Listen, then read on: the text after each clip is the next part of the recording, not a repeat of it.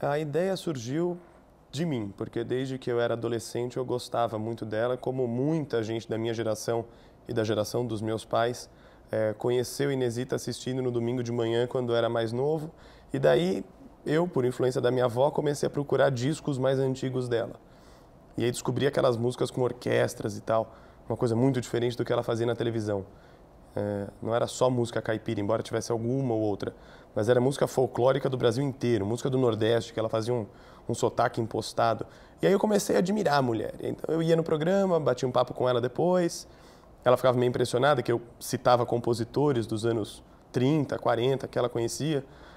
Comecei a estudar um pouco a vida dela, então eu conversava sobre o tempo dela na TV Record, o tempo dela como atriz, e daí isso foi meio que aproximando. Mas quando eu já estava fazendo faculdade de jornalismo, uma disciplina da faculdade era documentários em vídeo. E aí eu propus o tema, não, vamos fazer um documentário da Inesita.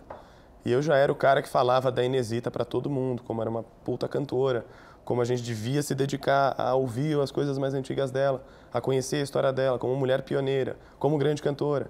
E aí, bom, consegui juntar lá uma meia dúzia, acho que de 8 pessoas para me acompanhar nisso. A ideia era que o filme ficasse pronto em 6 meses, não foi isso que aconteceu. Em 6 meses a gente mal tinha terminado as gravações. Isso começou em março de 2007, olha, faz 8 anos exatamente. Mas acabou o filme mesmo, a gente concluiu no final de 2013, o último corte, né? O corte que a gente gosta mais, o corte que a gente no final fez um DVD.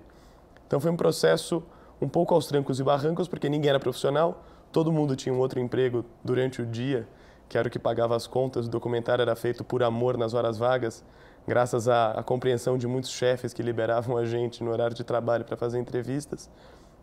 E foi assim, esse foi o processo, né? Um pouco não profissional, mas não chegou a ser também muito amador, porque a gente teve a ajuda de um professor nosso da faculdade, que era o professor dessa disciplina, e que mesmo terminada a disciplina continuou como parte do grupo nos ajudando a fazer toda a captação, a fazer depois toda a montagem, a edição. Então foi um processo bem longo e muito prazeroso, muito gostoso. Mudou. A imagem que a gente tinha dela é a imagem que muita gente tem por vê-la na televisão como essa senhorinha que traz memórias do campo, memórias de Dona Benta, talvez.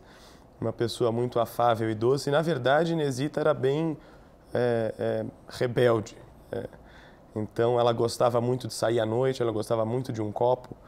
Eu mesmo bebia bastante uísque com ela durante as gravações. E isso, no final, acabou ajudando um pouco, porque a gente foi criando uma relação de amizade. Muitas vezes eu fui almoçar com ela sem gravar nada, então a gente saía para almoçar, a gente comia feijoada, tomava uísque, tomava caipirinha, e ela me contava coisas que eram muito interessantes. E essa intimidade, o fato da gente estar bebendo um pouco também, ajudavam a que a gente tivesse essa intimidade que às vezes até aparece no vídeo em alguns momentos. Então, quando a gente saía para gravar, eu sabia qual pergunta fazer, porque ela já tinha me contado umas histórias antes, e às vezes eram perguntas um pouco até incômodas sobre brigas que ela teve com outros artistas, ou mesmo a relação conflituosa com o marido. Eram perguntas até delicadas, mas eu me sentia muito à vontade para fazer as perguntas, porque ela já tinha contado muito daquelas coisas para mim. Mas o principal, eu acho, foi o fato de no vídeo ela ficar muito à vontade e se mostrar de um jeito que ela normalmente não se mostrava. Então ela apareceu bebendo, que era uma coisa que ela gostava de fazer, apareceu fumando, que é uma coisa que ela fez até os 84 anos, daí ela parou porque ela disse que estava dando pigarro aos 84. Mas ela aparecia sempre fumando nas filmagens, e quando a gente mostrou a primeira versão para ela, para a família dela, para convidados, enfim, num evento que a gente fez, a filha dela e as netas vieram falar: nossa, você pegou a mamãe todinha. Isso foi um grande elogio para a gente, pensar, pô, se a família acha que a gente capturou ali o que era a Inesita fora da TV, fora dos programas tradicionais, foi um grande êxito, né? E isso era muito difícil, porque a Inesita é muito macaca velha de televisão. Então, mesmo a gente estando ali com pouco equipamento, com uma equipe pequena, ela percebia quando a câmera estava ligada e ela mudava um discurso e colocava um discurso que era praticamente padrão. Eu conseguia ver ela contando uma história, mas pensando, eu tenho que lavar a louça, eu tenho que cuidar do passarinho, eu tenho que fazer tal coisa. Era tão automático aquilo, ela já tinha respondido tantas vezes as mesmas perguntas, que você tinha que ficar brigando para vencer aquele protocolo e conseguir tirar uma história nova, conseguir surpreendê-la, pegá-la no contrapé. Então isso foi também um trabalho bastante interessante de entrevista. Ela sempre minimiza muito essas barreiras. É como se ela tentasse meio que passar por cima do que era um problema de ser mulher nos anos 20, quando ela era criança e queria fazer aula de violão, nos anos 30, quando ela era adolescente e era meio rebelde, queria andar de bicicleta sozinha, nos anos 30, quando ia sozinha para o Clube Paulistano. Então, ela sempre minimizou isso. No nosso filme, a gente conversou sobre isso com uma cunhada dela, que era amiga da família desde sempre, que dizia, não, o que ela falou foi muito por cima, porque o pai não queria que ela cantasse, a mãe não gostava que ela cantasse, era muito fora do que era o esquadro daquela família tradicional naquela época do Brasil, de São Paulo principalmente. São Paulo era bastante rígido, pelo menos nesse extrato social.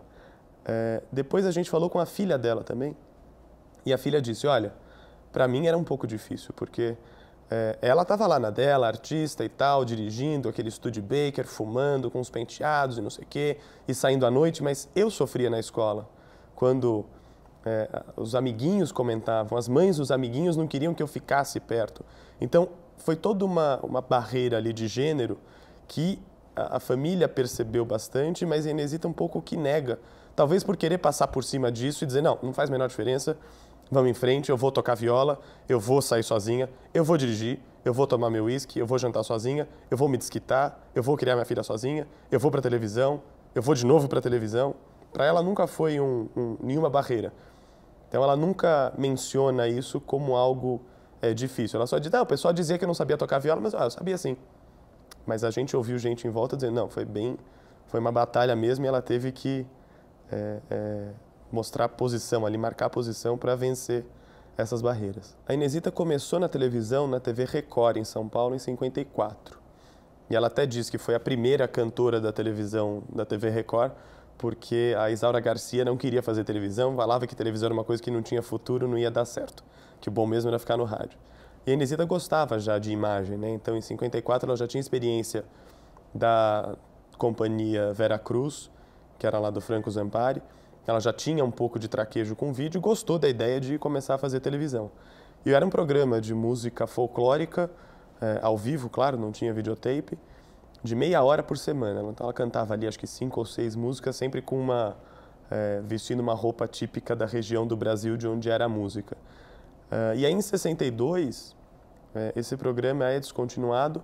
Ela atribui o fim desse programa à mudança do gosto do brasileiro em relação à música. Então ela diz, vem a bossa nova, a moda muda, a voz que antes era impostada do samba-canção perde espaço, a voz delicada, a voz suave, a voz sussurrada ganha proeminência.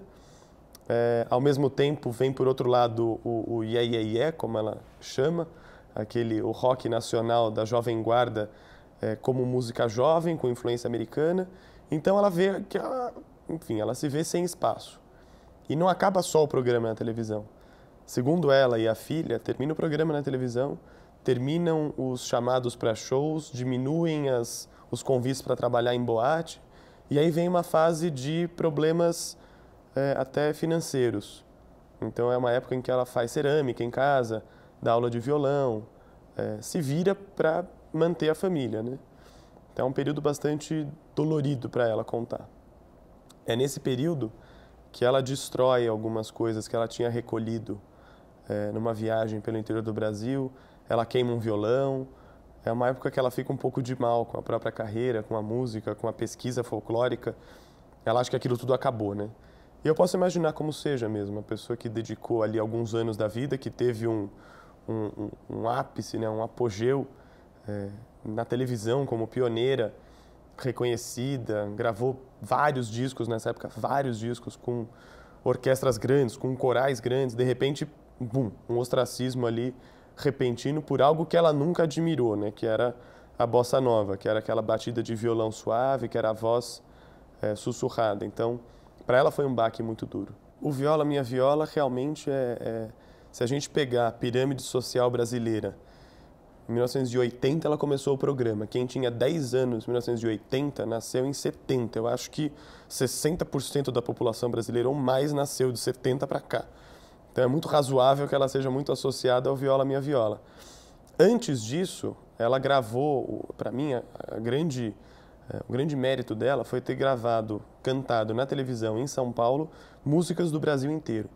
Então ela fez programas sobre música do Rio Grande do Sul, música recolhida pelo Paixão Cortes e Barbosa Lessa. Aliás, isso tem uma história muito boa, porque ela levou essas músicas para escolas infantis de São Paulo para cantar, para as professoras cantarem em festas juninas. Ela convenceu, isso foi em 55, ela convenceu a gravadora Copacabana a fazer um encarte junto com o disco de músicas gaúchas com as coreografias das danças gaúchas. Então tem a música Ai bota aqui, ai bota ali o seu pezinho. Essa música que é muito cantada em escola, pelo menos na minha época era muito cantada nas festas juninas de escola, é uma música gaúcha que foi meio introduzida por ela, assim, literalmente, que ela ia nas escolas com o disco e o livrinho, falava, por que não faz essa dancinha na festa junina? Coloca essa cultura do Rio Grande do Sul, isso é bacana. Então isso foi um trabalho bacana. Música do Nordeste, um monte de música do Nordeste. Música do Norte, Ekel Tavares, que era um compositor do Amazonas, se não me engano, ou do Pará. Então, para mim, o grande mérito foi isso, foi ter trazido um monte de música de fora do eixo Rio-São Paulo. Nem era um eixo, na verdade era o eixo Rio de Janeiro. Então, ela trouxe muita coisa de fora, do interior do Brasil, para esse programa de televisão. Isso foi bem importante nesse momento, né, nos anos 50. Depois, no Viola Minha Viola, o que eu acho muito interessante é que ela faz uma ponte entre o campo e a cidade, no sentido de trazer para dentro da casa das pessoas aquilo de que elas tinham saudade. Porque toda a história da música caipira é um pouco da saudade, né? O cara na cidade, é o Brasil do êxodo rural, cantando como nunca mais será feliz como era naquele tempo, como a felicidade dele está naquele lugar. E aí é interessante como esse programa traz isso para dentro da casa da classe média que estava se fixando na cidade. Então é até por isso que os avós é que assistiam, e aí os netos começam a ver, os filhos começam a ver, e fazem essa ligação entre a classe média urbana e um passado rural que tem em muitas cidades brasileiras. O retorno dela, ela não explica muito bem como é que aconteceu isso, mas está dentro de um contexto em que é um fenômeno que eu acho que é muito curioso, em que no Brasil a Jovem Guarda se transforma em música caipira. Então, tanto o Sérgio Reis quanto o Eduardo Araújo, a mulher do Eduardo Araújo, cujo nome eu esqueci, é uma turma que cantava e aí no final dos anos 70 sofre uma conversão para a música caipira. Embora Inesita critique bastante a Jovem Guarda, ela tem um grande carinho por essas pessoas que eu mencionei, Eduardo Araújo, Sérgio Reis principalmente, e vice-versa. E aí, nessa mesma onda, junto com o Moraes Sarmento, nasce o Viola Minha Viola. E começa a trazer um pessoal mais antigo do que os recém-convertidos da Jovem Guarda para cantarem os seus sucessos antigos na televisão. E a Inesita entra no Viola Minha Viola, acho que no terceiro programa, como uma convidada. E aí depois ela volta, e ela acaba ficando como atração fixa do programa. Primeiro junto com o Moraes Sarmento, depois com a morte dele, ela toca o programa sozinha até o ano passado, até 2014. O Viola Minha Viola tem milhares, acho que são 2.000 programas gravados. É uma pena que os acervos no Brasil não sejam muito bem conservados e nem estejam inteiros. Então, muito do Viola Minha Viola se perdeu. Mas tem gravações antológicas ali de pessoas que foram muito pouco registradas pela mídia. A mídia brasileira, desde que surgiu o videotape, deu muito pouco espaço para uma música tradicional do campo e antiga. Então, tirando aí um expoente que seja Tonico e Tinoco, mas você tem grandes gravações de outras duplas e de outros cantores sertanejos, tipo Cascatinha e Ana, tipo Tião Carreiro. Esses caras iam no Viola Minha Viola e tocavam ao vivo, sem playback. Então, ali tem um registro importantíssimo de vídeo e imagem de uma época, né? O Viola parece que veio nos anos 80 e conseguiu registrar os últimos momentos de muita gente cujo auge da carreira foi nos anos 30. Então, é um programa, é um tesouro aquilo.